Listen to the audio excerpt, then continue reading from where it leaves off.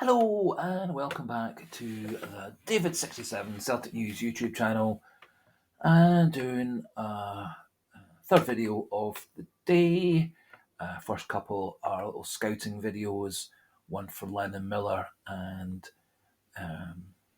one for the Turkish goalkeeper Checker, both of whom are said to be on Celtic scouting radar to be signed in the summer transfer window.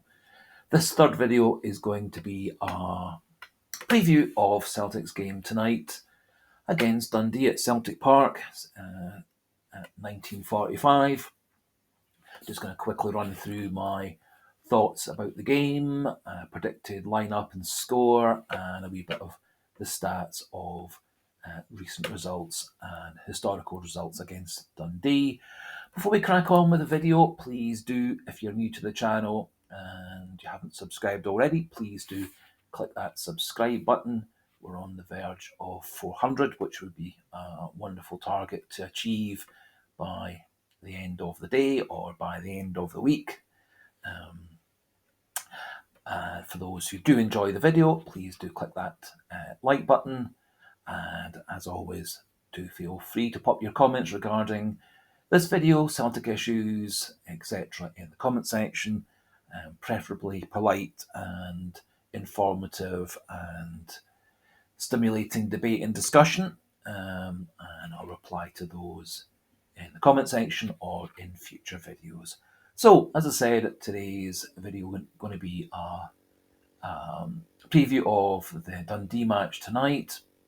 I think a very important match for Celtic, so that we start stringing good results together, as we did in the period either side of Christmas leading into the new year.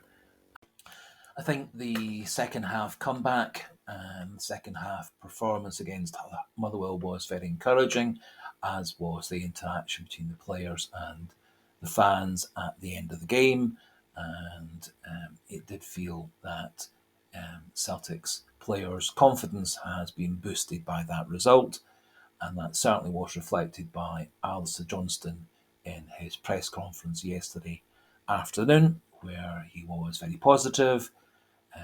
Said he fully recognised that Celtic's players need to produce it on the pitch, and if Celtic's players produce it on the pitch, then the fans are going to get behind them and help them to victory. And he said that a lot of opposition players do find it very, very difficult playing at Celtic Park when the crowd are 100% behind Celtic. So let's hope for that sort of crowd tonight.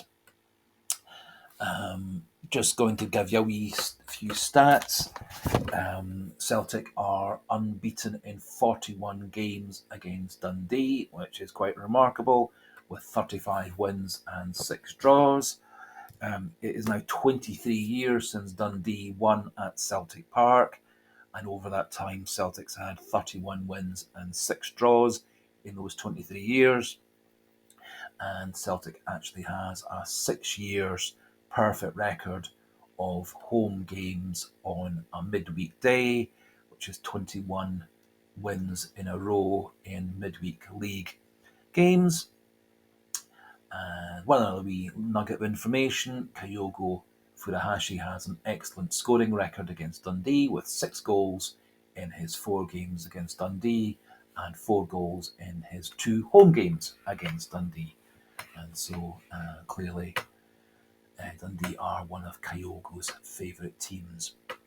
What I thought I would do just before we got on with the predictions and the analysis, etc., was just to pop in a wee highlight reel of Celtic's 3 goals the last time we played Dundee, which was on Boxing Day at Dens Park, when Paulo Bernardo scored his first Celtic goal, and miraculously Mikey Johnston scored 2 goals for Celtic in the same game, having gone several years without scoring for Celtic at all. So just going to pop in the wee copyright disclaimer, and then the short highlights of the 3 goals we scored against Dundee last time around.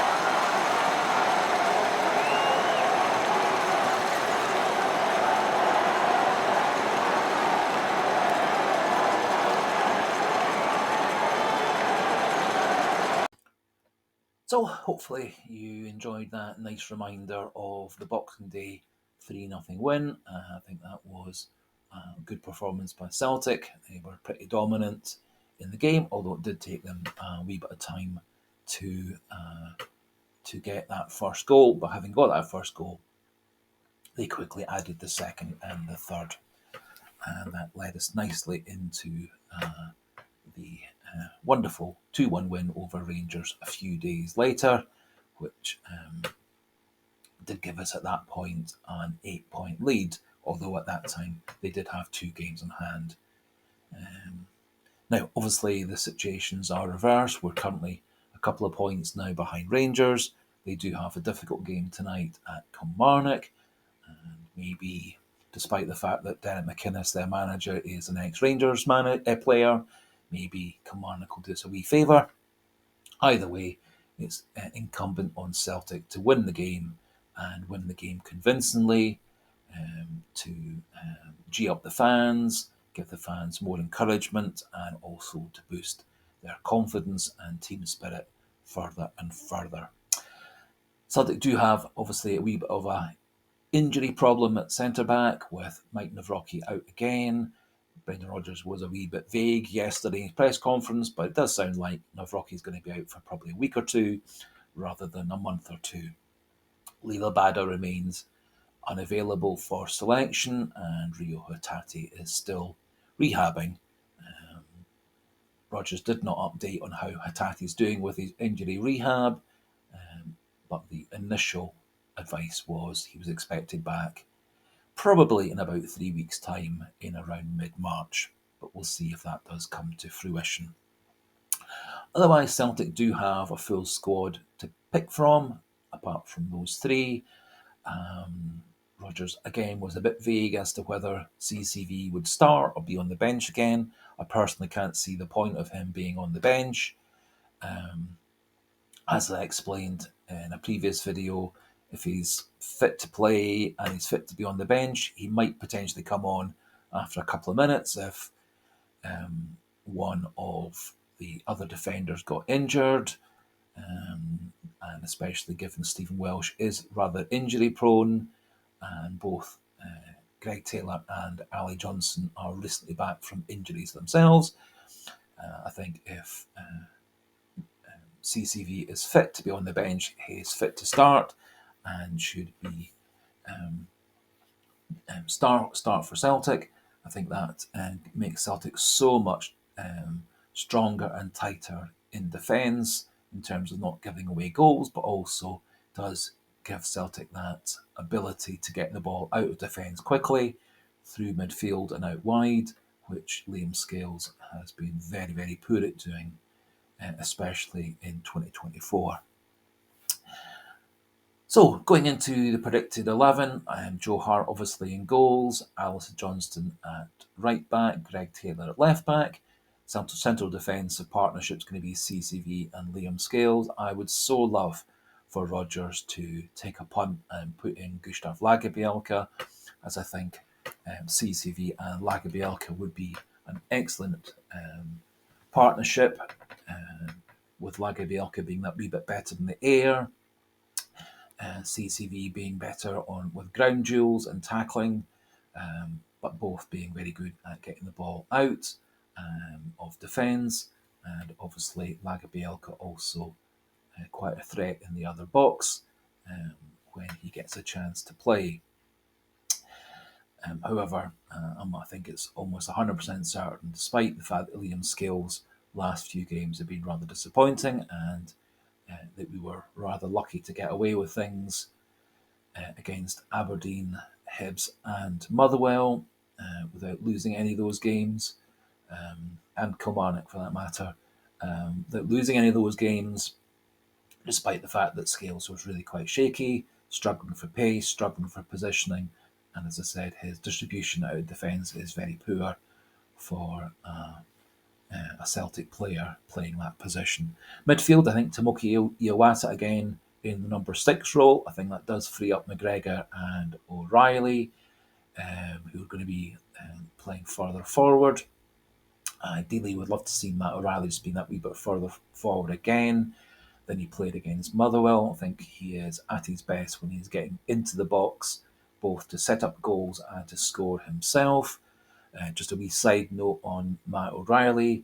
It does look like Celtic's asking price would be 25 million for him in the summer, if assuming Atletico Madrid, Inter Milan, and Girona choose to come back for him, or whether any of the English Premier League clubs said to be interested in him comes back for him.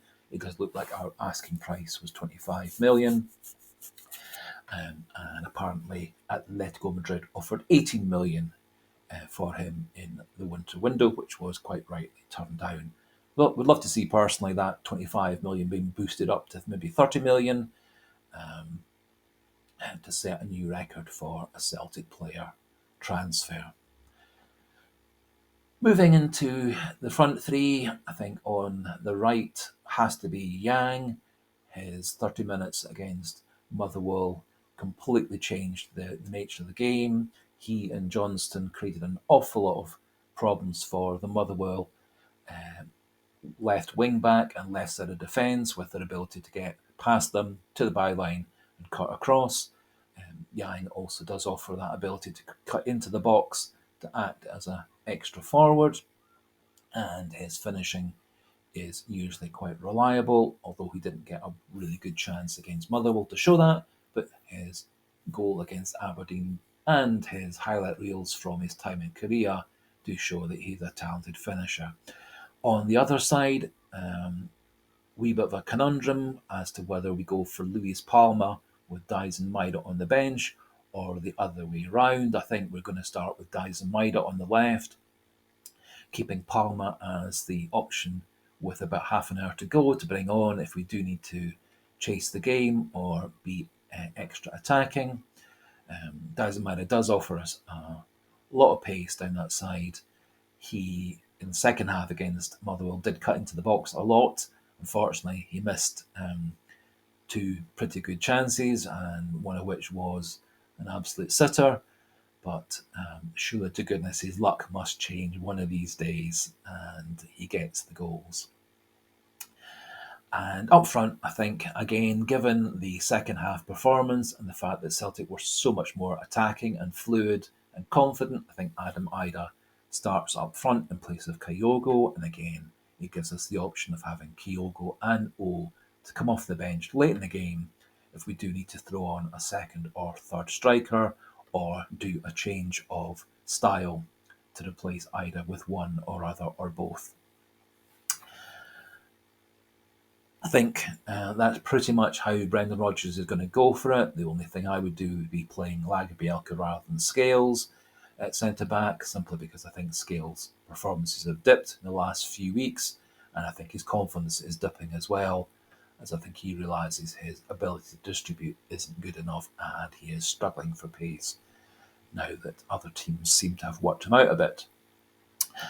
Fully expect Celtic to get a nice comfortable win tonight, boosted by the confidence of the second half against Motherwell and the great comeback there, and boosted by a massive 60,000 plus Celtic crowd roaring them on. So I'm going to go personally for a 3-0 win, and would love to see Matt O'Reilly getting back to scoring form. Maybe a goal for Maida or Yang, and a goal for Ida as well. So that just about finishes things off for this morning's preview video. As always, do feel free to pop your comments in the comment section as part of the debate about Celtic and the team, etc. And for those new to the channel, just a wee reminder, please do click that subscribe button. It does massively cheer me up, even if just one person subscribes. It's such a big cheering up for me in February, which is always a very miserable month for me for a variety of reasons. And as I said, if you have liked the video, please do click that like button, as it encourages YouTube to send these videos off to other people to have a wee look at to see whether they like the style of the David67 channel as well. So finishing off there, thanks for listening and watching. Good luck, Celtic, tonight. I've got the lucky t-shirt all looked out, ready to get put on at 7:30 in preparation for the game. Don't let us down, Celtic. And chat again tomorrow. Goodbye and hail, hail.